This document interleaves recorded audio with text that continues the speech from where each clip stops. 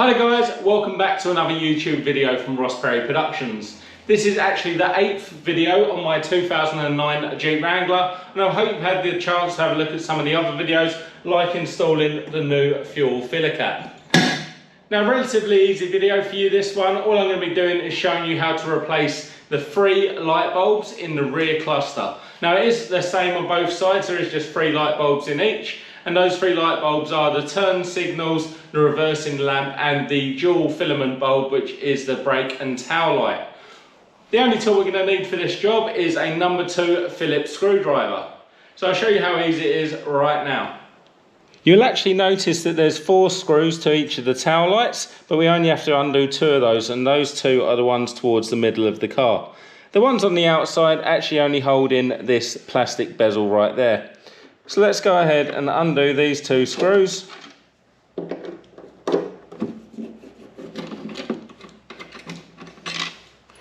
And once they're off, we're just going to take the light with 2 hands, move it towards the middle of the car and pull it back. And you'll actually notice there's 2 tabs which actually tuck just behind the metal of the car there. Now you'll see the 6 wires going to the 3 sets of bulbs, or sorry, 7 wires going to the 3 sets of bulbs. And now we're going to start at the bottom. You just turn it anti-clockwise and pull that out. That is our turn signal bulb. Just tucked in the middle there, that is our reversing lamp. And then the one at the top there is our dual filament bulb, which is the tail and brake light.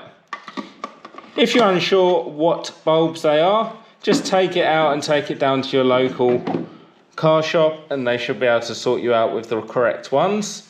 Now, to install it back, as you will have seen, it's relatively easy just to push it in and then also push it out towards the outside of the car. Just go ahead and reinstall your 2 screws, making sure that the lines match up with the dirt that would have been behind them before, just so they're in the same place. And that's it, no need to do them up too tight. Hope you found this video interesting or helpful. If you did, please go ahead and give me the thumbs up. Leave me a comment down below. Check out some of my other videos and subscribe to my channel.